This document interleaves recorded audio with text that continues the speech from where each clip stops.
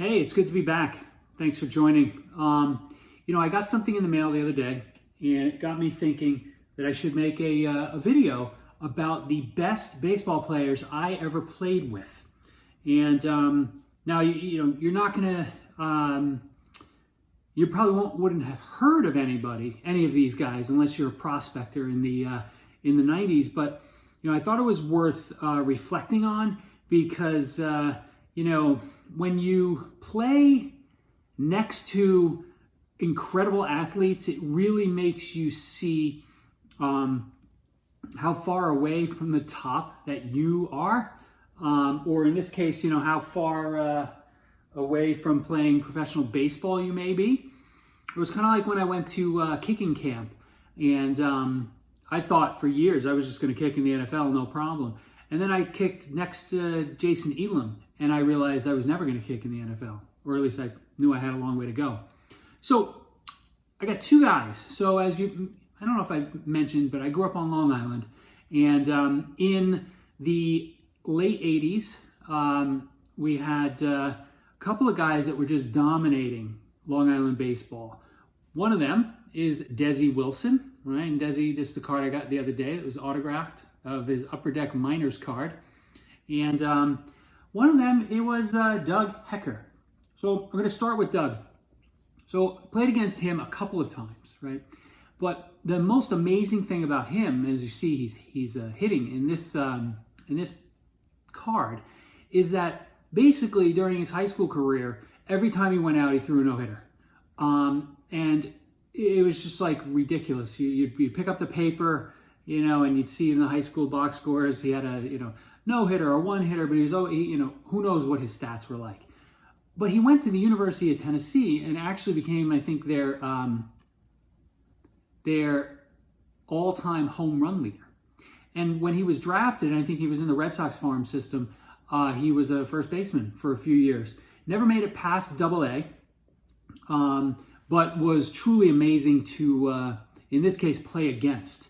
And my friend Len can attest. Doug hit a ball to left center field. So I was in center, my friend Len was in left, but we both started turning and running. And I think I'm still running. I think that ball's still going. It's still rolling because it was in the one of the fields where you didn't have a fence. And when we got to the ball, when I picked it up and threw it back into the cutoff man, who was like in deep center field at this point, he had already rounded third.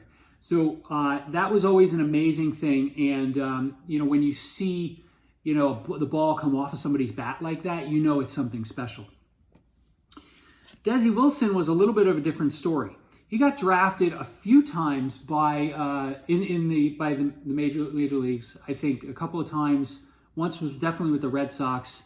I think ultimately ended up with the Rangers or Giants. But one summer during college, I think it was we were about 18. We played in organized baseball, over the summer league, and it was like an under 20 league or something like that. And we had a gentleman named David Lawrence who had been playing with us for like 2 or 3 years. He was from a different town. I'm guessing he was from Glen Cove, but he had somehow he had gotten onto our team. We had folks from a bunch of different towns, and my father was responsible for the recruiting the talent. And one day my dad comes in. I remember him getting off the phone. He's like, Dave's good friend. He might have one of his good friends wants to play with us. Okay, whatever. It's great, And he's like, have you ever heard of Desi Wilson? I was like, holy crap. I'm like, the guy who keeps getting drafted every year.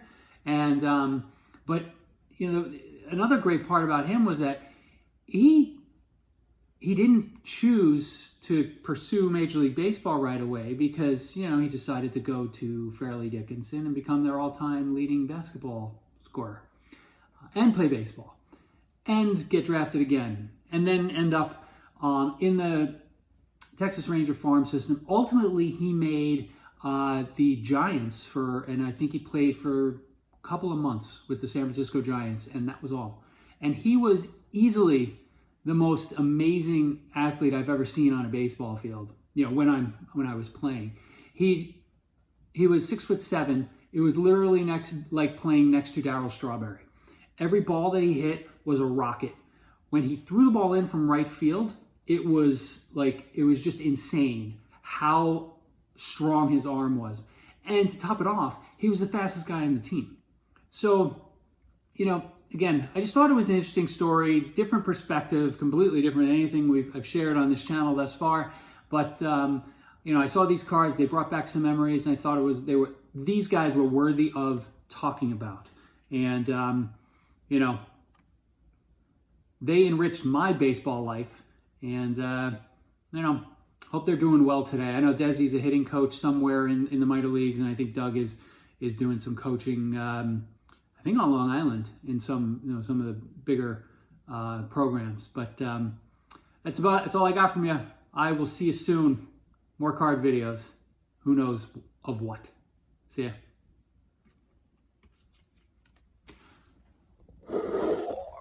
Let's see.